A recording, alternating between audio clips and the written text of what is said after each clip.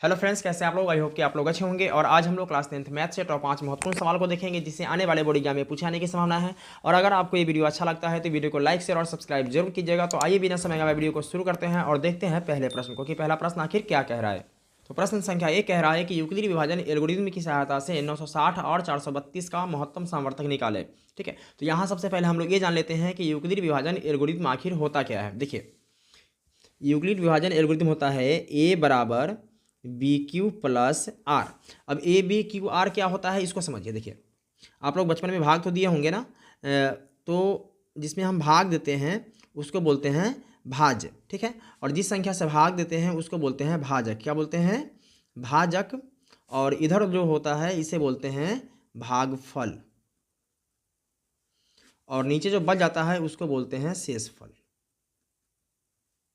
ठीक है, तो इसको बोलते हैं यहाँ ए, इसको बोलते हैं बी, इसको बोलते हैं क्यू, और इसको बोलते हैं जो बच जाता है उसको आर। ठीक है, तो यहाँ एक फंडा होता है। फंडा क्या होता है कि भाज्य बराबर भाजक गुने भागफल प्लस शेषफल होता है। जैसे देखिए, भाज्य बराबर भाजक गुने भागफल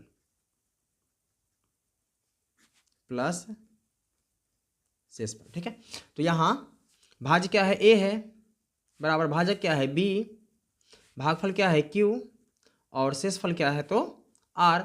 यही चीज़ यहाँ था। ठीक है, तो हमारे पास सवाल क्या था? 960 और 432 का महत्तम बनाना था। ठीक है ना, यूक्लिड विभाजन एल्गोरिथम से।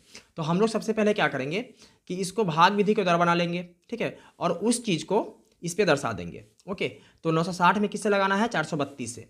तो 960 में लगाएंगे 432 से। ठीक है, 2 बार में लगेगा। 2 दूना 4, 3 दूना 6, 4 दूना 8। ठीक है, 10, 10 में 4 गया तो 6, 15, 15 में 6 गया तो 9, और ये कैंसिल हो जाएगा। ठीक है, 432। ठीक है, 4 से लगेगा। 6 चौक 24 का 4 हासिल 2, 9 चौक 36, 37, 38। तो ये हो जाएगा 384। 12 में 4 गया तो 8, 12 में से 8 गया तो 4, और ये कैंसिल हो जाएगा। ठीक है, अब लिखेंगे 96। तो 48 दूना 96। ठीक है, ये कैंसिल हो जाएगा। तो यहाँ हमारे पास महत्तम क्या आता है? 48 आता है। ठीक है, अब इस चीज़ को इस पे लिखेंगे। कैसे लिखेंगे? देखिए, चरण फर्स्ट, यहाँ सबसे बड़ा क्या है? 960 है। ठीक है, तो ये हो जाएगा 960। क्या हो जाएगा? 960 बराबर बी क्या है जिससे हम भाग लगाते हैं, यानी 432 है ये, गुने कितने मरतबे लगा है? 2 मरतबे, तो लिखेंगे 2। ठीक है, और शेषफल क्या आया था फर्स्ट बार में? 96, तो यहाँ लिख देंगे 96। ठीक है, और सेकेंड चरण में, यानी कि चरण सेकेंड में, ये जो हमारा भाजक था ये क्या बन जाएगा? भाज्य बन जाएगा। ठीक है, तो ये आ जाएगा इधर 432 बराबर 96 गुने कितने मरतबे लगा है? 4 बार में, और शेषफल क्या आया है? 48। ठीक है, फिर चरण थर्ड, तो अब 96 इधर लिखेंगे बराबर 48 गुने कितने बार में लगा है? 2 बार में, और शेषफल क्या आया? तो 0। ठीक है, तो जब शेषफल 0 आ जाता है, ठीक है, तो इसी का जो भाजक होता है वही इसका महत्तम सामर्थ्यक हो जाता है। ठीक है, तो लिखेंगे इसलिए HCF कितने का?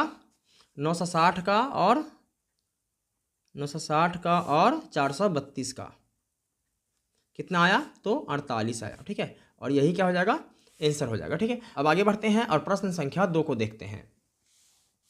तो प्रश्न संख्या 2 कह रहा है कि बिना भाग दिए बताएं कि प्रमेय संख्या 2/25 का दशमलव प्रसार शांत है या अशांत है। हमारे पास सवाल क्या है? 2/25, और इसको बताना है कि ये शांत है या अशांत है। ठीक है, इसके लिए क्या करते हैं कि हर का गुणनखंड करते हैं। ठीक है, यानी कि 25 का गुणनखंड करेंगे तो 5 पचे 25, क्या आएगा? 5 का स्क्वायर। ठीक है, एक फार्मूला होता है 2n गुने 5m। ठीक है, यानी कि जो संख्या 2n और 5m के रूप का हो गया, जहाँ n और m क्या है? कोई प्राकृतिक संख्या है। ठीक है, तो जैसे कि अगर किसी का गुणनखंड तोड़ते हैं सिर्फ 5 5 ही आता है, यानी कि यहाँ 5 5 आ गया। ठीक है, यानी 5 गुने 5। ठीक, अगर सिर्फ 2 गुने 2 आ जाए, या 5 गुने 5 आ जाए, या 2 गुने 5 आ जाए, ठीक है, 2 4 बार आ जाए, या 5 5 बार आ जाए, या कितना बार भी आ जाए, कोई दिक्कत नहीं है, ये क्या होगा? शांत होगा। ठीक है, इसमें अगर 3 आ जाता है तो ये क्या हो जाएगा, अशांत हो जाएगा। 7 आ जाएगा फिर भी अशांत हो जाएगा। यानी कहने का मतलब ये है कि 2 पर पावर कुछ भी हो सकता है, 2 चाहे जितनी बार आ जाए, 5 चाहे जितनी बार आ जाए, ठीक है, इसका मतलब है कि ये शांत होगा। लेकिन यहाँ आप कहेंगे सर यहाँ तो 2 आए नहीं है, ठीक है, कोई बात नहीं है, यहाँ पे क्या करेंगे, 2 पर पावर शून्य कर देंगे। कहने का मतलब यह है कि किसी भी संख्या के ऊपर पावर अगर शून्य हो जाता है उसका मान क्या होता है, 1 हो जाता है, ठीक है। तो यहाँ हम इसको 2n और 5m के रूप में लिख लिए, ठीक है, इसलिए क्या हो जाएगा, शांत हो जाएगा। ओके, चलिए अब आगे बढ़ते हैं और प्रश्न संख्या 3 को देखते हैं। प्रश्न संख्या 3 कह रहा है यदि बहुपद पी एक्स बराबर x square plus x plus 1 का शून्यक अल्फा और बीटा है तो अल्फा स्क्वायर प्लस बीटा का स्क्वायर का मान ज्ञात कीजिए। देखिए हमारे पास सवाल क्या है, इसको लिख लेते हैं, ठीक है। सवाल हमारे पास है एक्स का स्क्वायर प्लस एक्स प्लस 1, ठीक, यहाँ कोई संख्या नहीं है तो यहाँ 1 दे देंगे, यहाँ भी 1 दे देंगे, ठीक। तो ए का मान क्या हो जाएगा, 1, बी का मान क्या हो जाएगा 1 और सी का मान क्या हो जाएगा तो 1, ठीक है। ए बी सी सबका मान क्या आया, 1 आया। तो हमें मान ज्ञात करना है अल्फा स्क्वायर प्लस बीटा का स्क्वायर, ठीक है। तो लिखेंगे अल्फा का स्क्वायर प्लस बीटा का स्क्वायर बराबर क्या हो जाएगा, अल्फा प्लस बीटा का whole square minus 2 alpha into beta. Okay, तो अल्फा प्लस बीटा का होल स्क्वायर क्या होता है, माइनस बी बटा में ए, इसका होल स्क्वायर माइनस 2 गुने सी बटा में ए, ठीक। तो माइनस बी का मान क्या है तो 1 और ए का मान क्या है तो 1, ठीक है। इसका क्या करना है होल स्क्वायर माइनस 2 गुने सी बटा में ए यानी कि 1 बटा में 1, ठीक। तो अगर हम इसका होल स्क्वायर करते हैं तो ये क्या हो जाएगा, माइनस 1 का होल स्क्वायर क्या हो जाएगा, प्लस का 1, नीचे 1 का वैसे भी कोई वैल्यू नहीं होता है, ठीक है, माइनस 2 एकम 2, फाइनली क्या आ जाएगा प्लस का 1 और माइनस का 2 यानी कि माइनस का 1, यही क्या हो जाएगा आंसर हो जाएगा, ठीक है। अब आगे बढ़ते हैं और प्रश्न संख्या 4 को देखते हैं।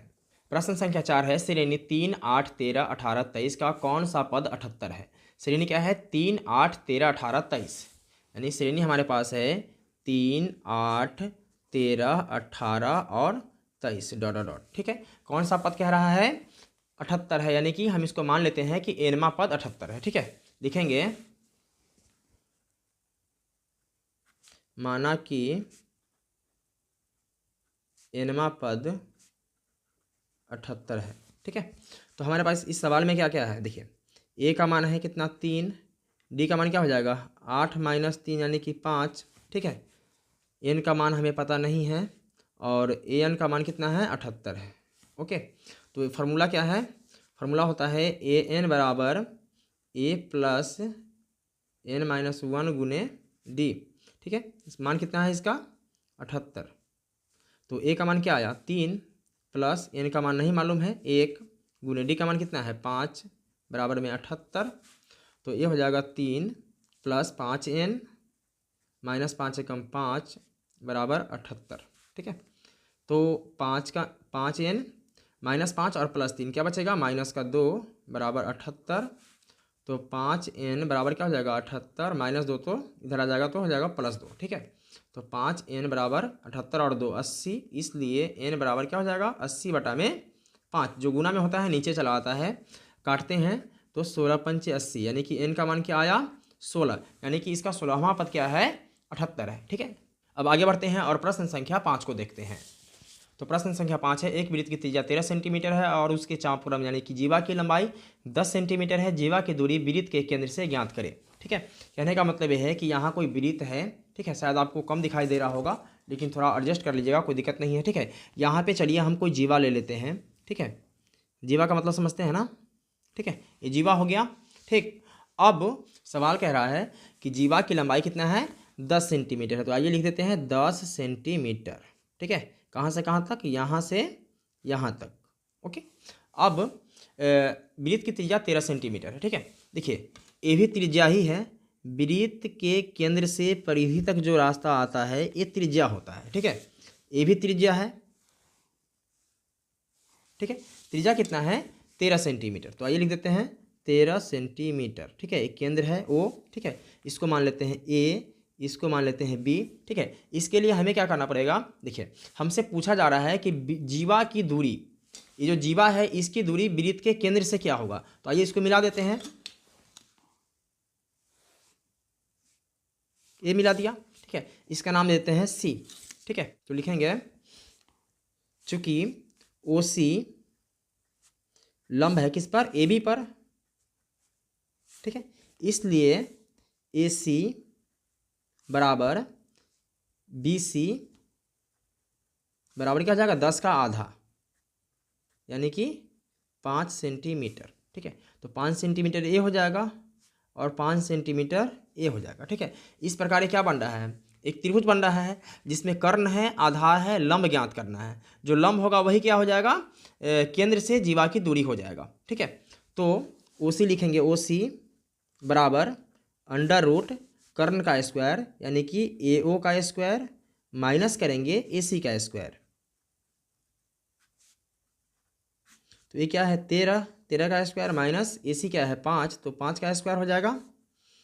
13 13 क्या हो जाएगा 169 माइनस 5 5 25, तो 9 में से 5 गया 4, 6 में से 2 गया तो 4, 144, बाहर निकलेगा तो क्या आएगा 12, तो ये हो जाएगा 12 सेंटीमीटर, ठीक है आंसर। तो दोस्तों मैं उम्मीद करता हूँ कि ये पांचों सवाल आपको समझ में आ गया होगा। एग्जामिनेशन हॉल में आपको ये काफ़ी मदद करने वाला है, ठीक है। तो फिर मिलते हैं एक और वीडियो में, तब तक के लिए जय हिंद।